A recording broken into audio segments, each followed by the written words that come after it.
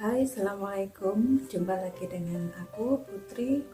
Kali ini aku akan membahas tentang tali pusar bayi baru lahir.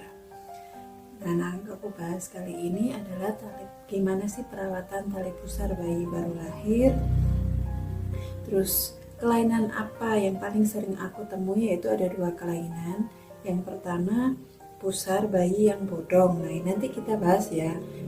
Dia normalnya gimana, terus berapa lama hilangnya. Yang kedua yaitu tentang granuloma umbilicalis. Oke, selengkapnya simak videoku ini.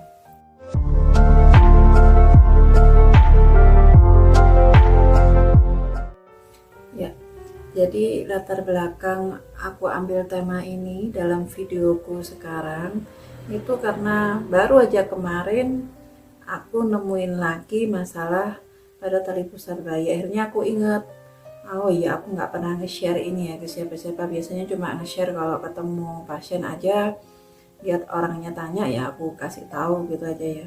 Jadi sekarang aku share gimana sih, pertama tentang cara perawatan tali pusat pada bayi baru lahir, yang kedua kelainan-kelainan pada bayi baru lahir. Oke, kita bahas yang pertama dulu. Kita bahas yang pertama, tali pusat bayi baru lahir itu umumnya lepasnya tuh antara 4 sampai 10 hari. Kenapa aku kasih rentang sampai 10 hari? Ini yang normal ya. Karena beberapa bayi ada yang cepat dia hari keempat, hari kelima pasca dia lahir sudah puput sendiri, sudah lepas sendiri. Tapi juga ada bayi itu yang agak lama sampai 9 sampai hari ke-10 pasca dia lahir baru lepas sendiri. Nah, faktornya macam-macam, bisa dari kebersihan, bisa dari cara perawatan tali pusatnya. Kalau dulu zaman aku masih kuliah tahun-tahun 2000-an ya, itu masih ada yang merawat tali pusat dengan kasanya itu dibungkus betadin, kasanya dibungkus sama betadin, terus dibuat bungkus tali pusat, atau kasanya dikasih alkohol untuk bungkus tali pusat. Nah, kalau sekarang ilmu yang terbaru yang aku tahu ini, tali pusatnya nggak dibungkus apa-apa, jadi udah dibiarin ya, nanti kering-kering sendiri, lepas sendiri. Nah, ada dari ibu-ibu yang pulang dari rumah sakit habis melahirkan, ada yang seperti itu bayinya. Tapi juga ada yang bayinya masih dibungkus sama kain kasa, tapi kasa yang kering dan steril. Ya pasti steril ya. Nah, dari situ masih juga ada kekhawatiran dari ibu-ibu. Kadang ada yang kalau aku yang merawat bayinya ya, ada ibu itu dengan pulang dari rumah sakit nggak dibungkus apa-apa. Ibunya tuh masih khawatir, Bu, nanti kalau masuk angin gimana apa.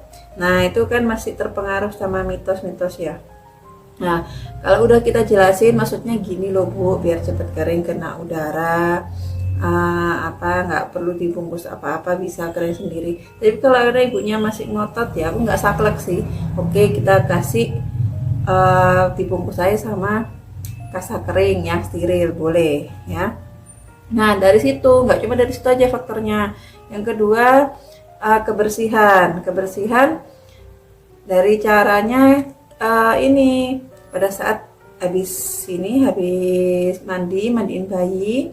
Nah, kalau bisa tali pusat bayi yang belum puput ini jangan sampai ketutup sama popok atau pempesnya bayi. Jadi popok atau pempesnya bayi itu dilipat sampai di bawahnya tali pusat. Jadi kita jaga-jaga aja, terutama bayi cowok ya. Nah, dia kalau pipis, nah itu kemungkinan bisa kena ke kasanya. Akhirnya kasanya kan lembab. Nah, ini yang mengakibatkan mungkin bisa tumbuh bakteri di situ. Akhirnya puputnya lebih lama, tali pusat mungkin agak bau. Nah, gitu ya. Tapi selama dia misalnya tali pusatnya bayi agak bau, selama dia nggak demam, anaknya nggak rewel ya, nggak masih tetap mau minum, kita observasi dulu 1 hari, kita lihat sampai kita bersihin ya. Kalau mungkin sama tenaga medis bisa dibersihkan dengan bantuan cairan NS atau larutan garam. Kalau ibu-ibu sendiri di rumah, ibu bisa bikin namanya larutan air DTT. DTT itu desinfeksi tingkat tinggi. Nah, caranya gimana Bu Bidan? Caranya ibu ngerebus aja air sampai mendidih. Nah, sampai mendidih, nanti kalau bisa ditaruh di tempat toples kaca. Kalau punya toples kaca ya, nanti toples kaca, biarin di situ sampai airnya dingin atau hangat. Pada saat air masih hangat, bisa ibu kasih kapas atau kasa. Nah, itu nanti yang dibuat bersihin tali pusat. Jadi kalau yang agak bau ya tali pusatnya, mungkin ada yang kelihatan kotor, boleh dibersihkan dengan air DTT. Terus bisa juga untuk membersihkan telinga bayi, terus membersihkan kalau bayi habis pup itu bisa juga dibersihkan dengan air DTT ya.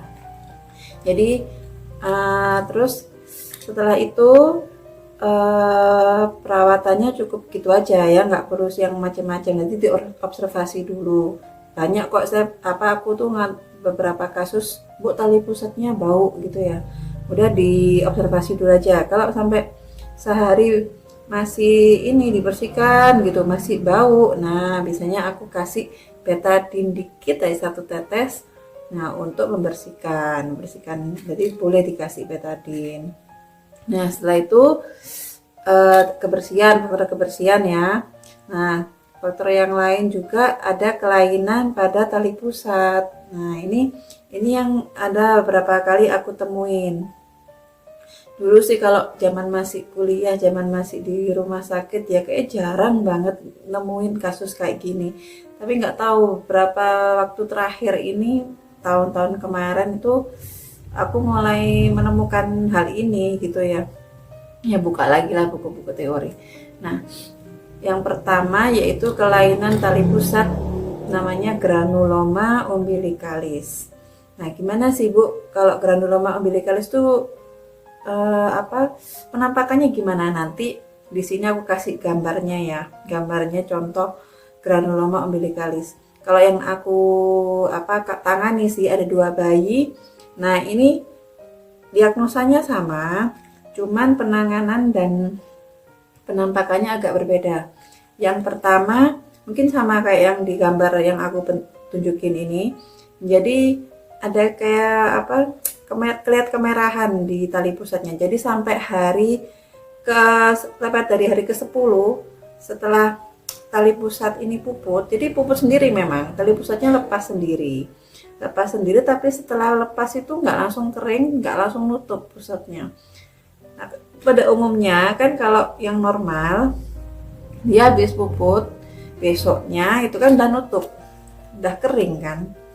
Nah, itu dia masih kayak buka gitu, terus ada kelihatan daging merah gitu tumbuh di dalamnya. Ya, aku cerita yang pasien yang pertama dulu ya. Nah, terus waktu itu aku sih nyaranin ibunya bawa ke dokter, tapi ibunya masih takut. Hanya cuma aku bersihin aja, sama larutan NS tadi ya, larutan garam steril. Aku bersihin, tapi masih tetap. Nah, kan berarti bukan karena infeksi ya. Nah, terus nggak bau, bayinya juga nggak rewel, bayinya minumnya juga banyak. Tapi kali itu tadi, terus akhirnya dibawa ke dokter dan dokter bilang ini granuloma. Tapi dokter nggak langsung ngasih penanganan yang gimana-gimana, dia cuma ya diobservasi aja dulu Bu, dibersihin. Ya tahu kalau aku rawat bayinya, ya tahu, dokternya tahu, ibunya cerita. Jadi kita cuma disuruh seperti biasa aja, bersihin aja setiap hari kan gitu ya. Dan sampai minggu ketiga tali pusatnya granulomanya ini masih tetap. Nah, akhirnya aku nyaranin ke ibunya gini, udah Bu, bawa lagi aja ke dokter. Jadi nanti biar ditanganin lebih lanjut kan gitu ya. sebenarnya nggak ada masalah apa-apa sama bayinya juga itu tadi ya, nggak ada masalah, normal semuanya, cuman tali pusat granulomanya ini masih nggak mau hilang, jadi tetap masih kelihatan merah gitu. Akhirnya dibawa ke salah satu rumah sakit ibu dan anak di Malang. Akhirnya ditangani lah sama dokter yang lebih berwenang ya. Nah di situ ibunya tuh hanya cerita ke aku, iya bu, aku tuh lihat diambil, jadi memang ada daging, jadi granuloma itu kayak daging. Penyebabnya apa sih bu? Nah ini aku cari-cari dari beberapa teori, penyebabnya tuh masih belum pasti.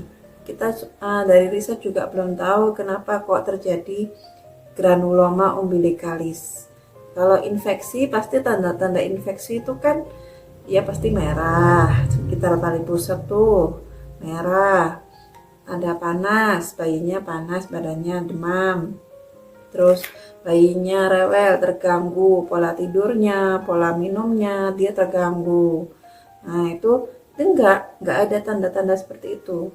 Bau juga enggak, ini yang pertama ya, kasus yang pertama.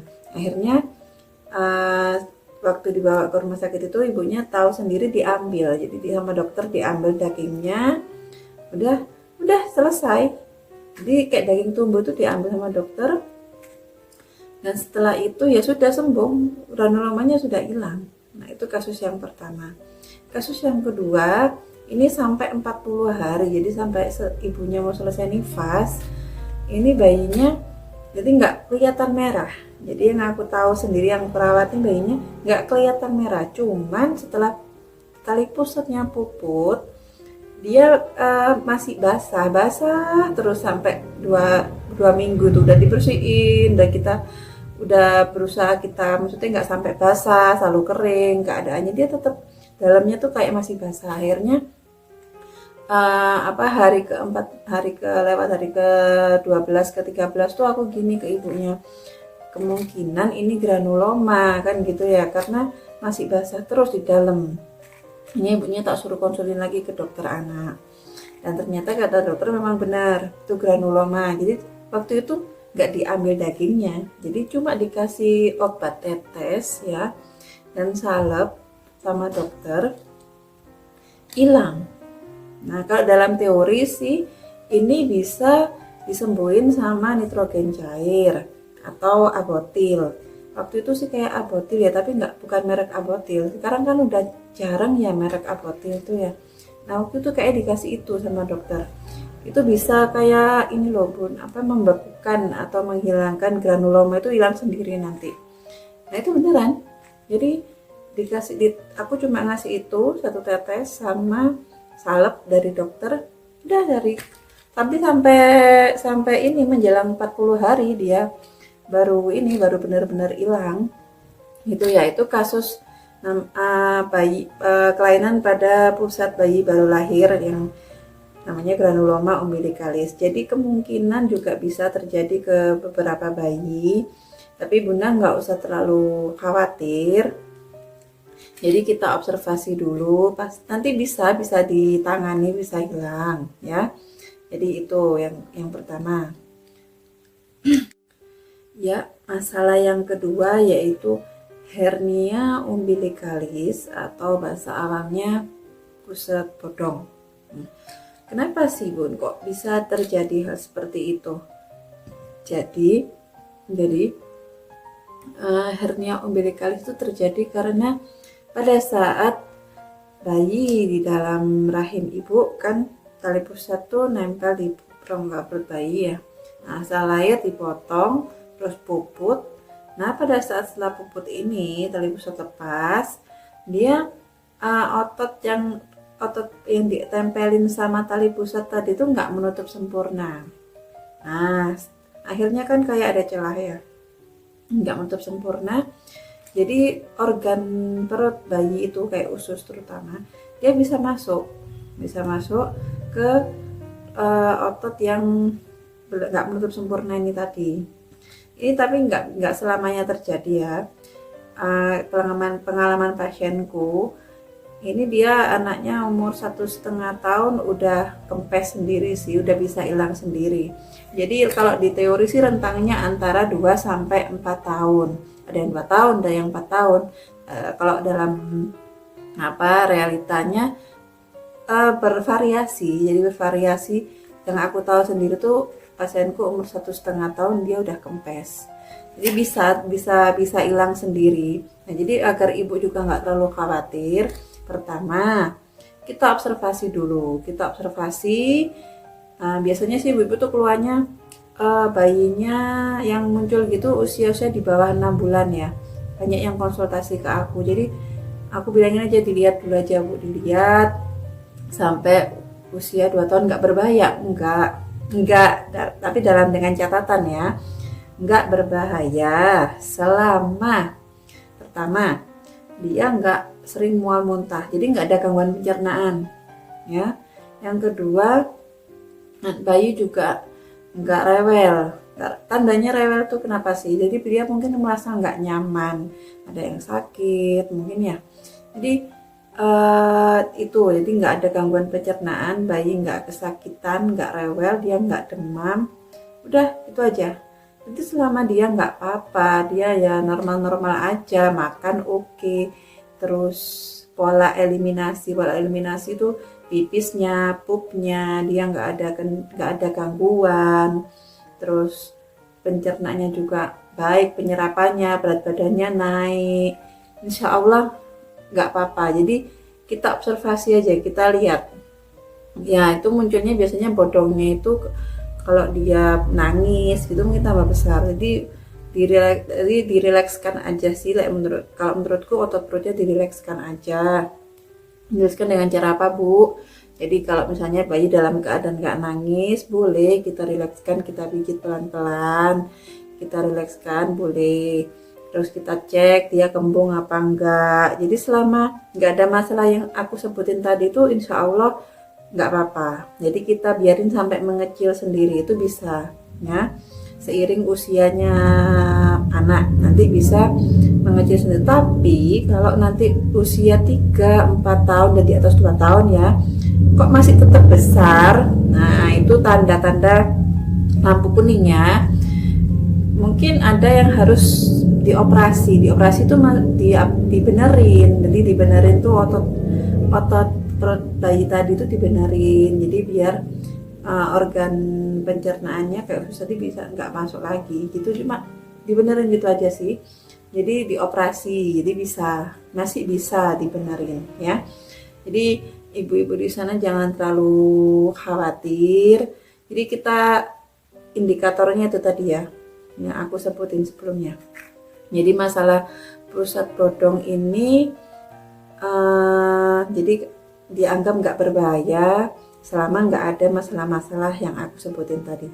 Oke ya Bun, jadi itu tadi penjelasan aku tentang masalah-masalah yang sering aku temui pada pada pusat bayi baru lahir atau bayi masih di bawah 1 tahun ya.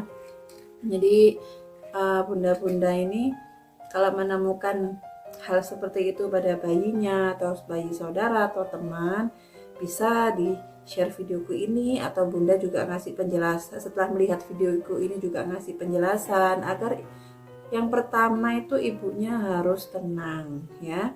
Ibunya jangan terlalu over worry. Jadi kita harus tahu pengetahuan tentang bayi, tentang anak-anak. Jadi biar kita tuh juga paham dan nggak over worry. Kalau kita over worry, kita nanti sendiri nggak bisa menghealing atau menangani anak kita nanti kalau sakit gimana. Jadi kita cuma bingung aja akhirnya. Nah itu saran dari aku. Jadi semoga video kali ini dimana aku bahas tentang perawatan tali pusat dan kelainan-kelainan tali pusat yang aku temui, dan mungkin bisa bermanfaat bagi bunda-bunda di sana. Jadi sekian videoku. Sekali lagi semoga bermanfaat, dan aku minta maaf kalau misalnya aku ada salah-salah kata atau mungkin ada yang kurang puas dengan penjelasan aku minta maaf. Semoga videoku ini bermanfaat, jangan lupa like dan subscribe untuk mendukung channelku ini agar aku dapat bisa sharing ilmu-ilmu yang udah aku dapat dan bisa bermanfaat bagi semuanya. Amin. Assalamualaikum warahmatullahi wabarakatuh.